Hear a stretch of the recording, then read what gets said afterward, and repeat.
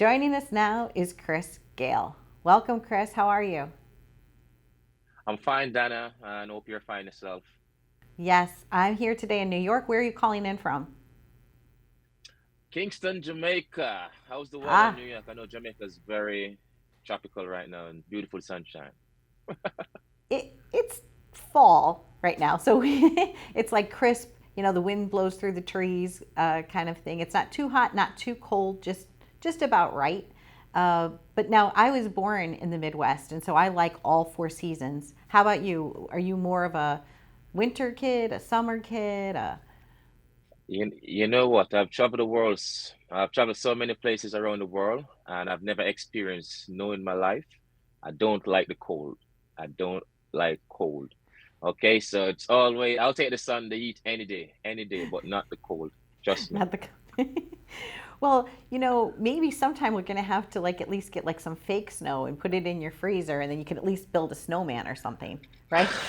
just, Well, just. I'll take that. I'll take that. It's a possibility I might be in New York next week as well too. So yeah, my Oh, friend have a birthday party there, so I might come up to New York the oh, first week that's in always November. good. So Yeah, I'll birthday have my big thick celebrations. jacket. I'll have a big jacket, yeah, absolutely. You're unique.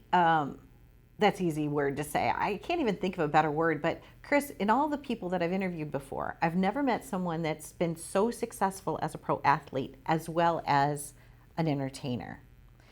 You're unique. I've met a few people that have tried to do the crossover, but I guess it's great that you went from cricket player to or I guess cricket player extraordinaire, right? You're like you top in the world, one of the top players in the world. And now you're doing the same thing in music. What is that like to be able to be a success in both places? It's phenomenal for me to be honest, to be so successful in the cricket, and that's my true passion. That's what I grew up doing, playing cricket. So that's always going to be my bread and butter. But coming to the back end of my career, I mean, I'm partially, I don't want to use the word partially, I'm semi-retired. I haven't announced it, to the public as yet. And music is something I always have passion for, since growing up as well. And the music actually mixed with the sport as well, because when we go into a game, we always listen to music. So it's kind of vice versa. I know cricketers like to, be more on the entertainment side, and entertainers like to watch the sport as well. So both work together. And as a kid growing up, I used to go to the street dance as well. So it's part of my culture. Entertainment is always part of me, but the singing side of things, I would never see myself doing that, and I wasn't even thinking about doing that. It was only during the pandemic, from a joke to where I'm at today in the music part of the world, So, like I said, you never know what's inside of you until you try, So you give it a try, and it's been great. And then I fell in love with, actually singing and making music now. And then I start my own label, Triple Century Records. So I'm pretty much on the version of my second career right now in music. It is music straight. We now look fame cause we have all of it. I say them sick, well go and vomit. Oh I love universe, that's our planet. Blessings to people G, and everything we do will make people see it. We do it from the heart and we keep it real. Oh you are done and you're not. I'm excited for you to be able to do something like that. So, when you said it's kind of started as a joke, were you like on the tour bus singing and somebody said, "Oh, Karis, you know what? You sound pretty good." Like, what was it where somebody tapped you on the shoulder and said, "You know what? I kind of like what you got there, guy." Nah, it started during the pandemic. Stylogy. I don't know if you know Stylogy. Stylogy is a well-known artist. Done a lot of collabs with Nicki Minaj, Sean Paul, Spice, and a lot of big artists. So he did a song with my name in it. I think it was the Too Hot. He did a song called Too Hot, and with jokingly with him, I said, Stylogy, I think it's time to do the remix with me with Chris Gayle now. And the boy was just joking with him. And eventually he sent the beat to me and said, "Okay, you want to do the remix? Okay, here's the beat." And then he turned up at my house and said he's ready to do the recording. Like, yo, I was just joking, man, nothing like that. And he said, "No, man, let's do it, man. I'll guide you along and I'll show you how to do it." And like say, I've never done it before. So okay, let me get a few drinks in first to calm my nerves. Okay. So I had a few drinks, and then we went in the movie studio at my house, and then we started recording, and then he was like, "Okay, don't say it like that. This is how you should say it." And then he put it together and said, "Okay, just do it line by line," and that's how I make my first music. And then when they mix and master the track and they send it back to me, and I listen to it and like, wow, is that me? And I'm like, yeah, that sounds so brilliant. It was just just a joy, to hear yourself on a record, spitting some lyrics, with stylogy. So that's how it started. That's how the music thing started, and I fell in love with the music from there on, and I started doing more recording session, meet more people. Kurt Riley, introduced me to this guy called Kamar Flavor as well.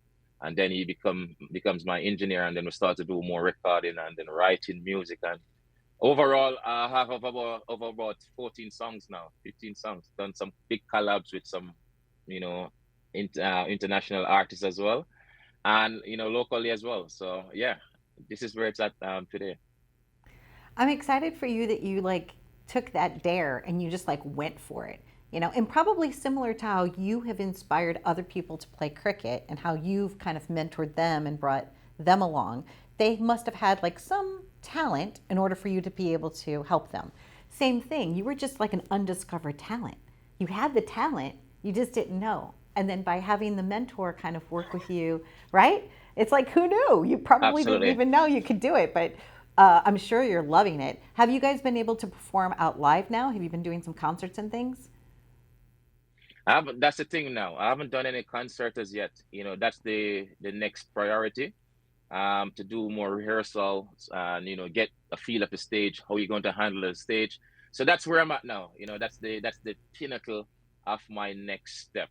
To actually do live shows, performance wise, and do my tour because I'm ready. I mean, I've done a few shows, but not as big as how I want it. So but that's the next major move, and that's what I'm looking to target in 2023 as well. I love it. Going from the field to the stage. I could like there should like maybe there's a, Absolutely, a movie in the absolutely. mix. I don't know, but You it's similar. The high that you get, from being on the field with all those thousands and millions of people clapping for you, right? Is going to be similar for you, right? I think maybe you should come up with like some cricket dance moves, like kind of mix that in a little bit, like, because You you know probably what? have. It has happened. Absolutely. The adrenaline when you're playing like in front of 80,000 people, the adrenaline when the crowd shout out, we want a six. Six is like in baseball they call it home run, but they say we want a six. When you're batting and when you're in the middle and the crowd and the fans like we want a six, the adrenaline, they get the goosebump and they kind of hype you up to actually deliver what they want. So you have to give them what they want. And most times, so often, I've done it. Sometimes I haven't, get that part. I've been on the wrong side of that by getting out. But I try to please the fans. Once you win the fans, you win pretty much the game. And that's what's so important for me. So I was pretty much just a straight entertainer, straight entertainer. Whatever the crowd want, I give it to them. And, that's why they call me the six machine. Hit a lot of sixes and, just great, just great. And it will be the same as well, in front of an audience, on a stage as well. When you're delivering your music, you have to have that sort of passion as well. And you have to be, in coordination with the crowd as well, to get the energy and you giving back them that sort of energy back as well. And you both have that vibes and it will work, it will work and you have that energy and you need that boost the performance on stage, just like when I'm in the middle performing, for the fans out there as well. So I'm up for it, just to master that and make sure when you step on the stage you're ready, just like how you practice before you go to a game, and make sure you get everything fine tuned and you're ready to deliver in the middle. So that's the same thing for music as well. That's why they have rehearsals.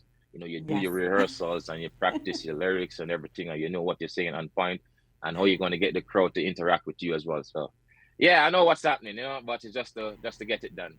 I want to be invited in the front row. So when you start touring, let me know, and I'll be there right in the front row, and we'll be dancing. Show me some of your Absolutely, moves. Show man. me some You know moves. what? Dance with me, Yeah, Chris. yeah, okay. You know the champion. If you type in or Google champion, music by DJ Bravo, that dance champion. It have Yes. over 100 million views. I'm the one who make it reach so much. Trust me, and I like champion, Woo. champion, champion. You know what I'm saying? And you know the ding dong. And honestly, the Gangnam Style. Yes. I, Sai owe me some cash for that, because I know I've given him over 20 million views on his YouTube channel, Sai. So he owes me a check, I should say, because I'm the life. You are so good. I can actually feel, like I said, I've interviewed like 15,000 people by now, Chris, and there's something special about you. I just want to bottle it up. It's so good. I also know that you do good for others. You have your own charity. You do a lot with that as well. Is there anything that you're working on this year that people in the community can support you on in regards to that? Yeah, absolutely. The Chris Gayle Foundation. Because of the pandemic, we kind of take a hit. But during the pandemic, we've been doing a lot of work as well. I've partnered with Sean Paul, in the pandemic, and Usain Bolt. We've been giving back to a lot of communities. So I want to really start back my, own charity.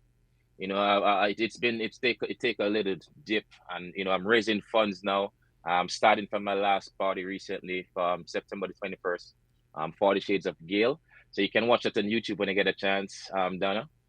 So my community is pretty much to give back. I'm from a small community called Rollington Town, Kingston. That's where I grew up. Grew up next to a cricket field, I should say, Lucas Cricket Club.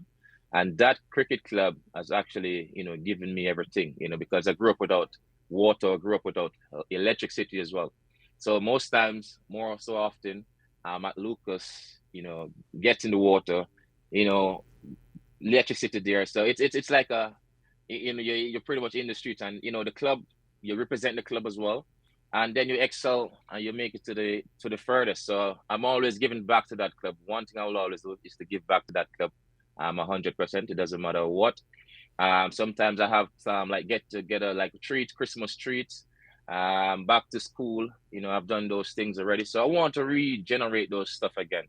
And with the helps of other, influencers, like, in the music industry, in the cricket industry as well, the government, to help as well. So it's going to be, phenomenal. And, coming up in the 2023, everything should be back on track.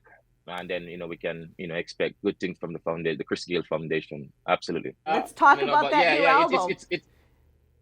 It's great to feature on such an album, with some icon names you mentioned, Lauren Hill, Capleton, Sizzla Kalonji, to Jason Derulo. For me, just starting the music business and to be featured on an album, it's fantastic, with Chave, Give Me a Love, Kamar, Choco Loco remix as well. So it's great. And it's the Asian edition as well, because Chris Gayle pretty much on the Asian side have a lot of fans, so they actually call it the Asian edition, so we can get that sort of promo, on that side. But it's pretty much a win-win for both of us when you look at it, for me, just venturing into the music as well, and to be featured on an album for the first time in such, quick time as well. That's fantastic from my point of view, and absolutely, the more I promote it over that side, the more the album will get recognized as well, and I'll be more recognized in the music field as well, which is very good. So yeah, that's what's coming up. I think the album is actually out now. I think it's out now. Yeah, it's actually out now. So you can go and check it out, Donna. I am so excited. Somebody had sent me a link, so I got a sneak peek to it. It's very good. It's very exciting. And I'm very happy for you. I truly am. And so Chris, what's for dinner tonight? Or what are you going to have tonight? For dinner, you know what? Can I tell you what I had for breakfast? Okay, yeah. What did you have for breakfast? I had salt mackerel, sweet potato. Had yam, boiled banana. That's my breakfast. You know what I'm saying? If you look on Instagram shortly, you'll see I post a pic of it, and that will be my breakfast. And for dinner, I don't know. I think I'll have stew peas for dinner because I'm going to the countryside, so I might have some stew peas. Nice. Do you know what stew peas is? I'm thinking it sounds like it's going to be like some meat and potato kind of stew or something. Is that what that is? Is it like a mixture of something? It's a stew with peas, and some people do it with chicken, some people do it with pig's tail. but the Okay. real stew pieces, like with this pigtail in it. You know what I'm saying? So yeah, Yes. and your white rice. That's brilliant. Yes. I But miss Jamaica. I'm you're like, invited. I You're know, I have to go back immediately. absolutely, man. And I'll be in New York on the 5th for a birthday party in Queens, New York. I'll be there for my birthday party, Linky Links. So if you're free on the 5th, Donna, you're welcome to join the party in Queens, New York. Thank you. You know what? I just might take you up on that offer. I'm going to have our mutual friend Anthony connect us, and you never know. I might just like that guy came to the door, he knocked up, and there he was. I'm going to do the same thing. I'll be like, "Hey, I'm here. Let's party." And if I'm there, I'll do a performance. Okay. Be well. I'll do a Happiness to performance you. there. I would love that. You're going to do a performance that night. All right. Sounds good. Absolutely. Be well. Happiness to you always. Bye bye.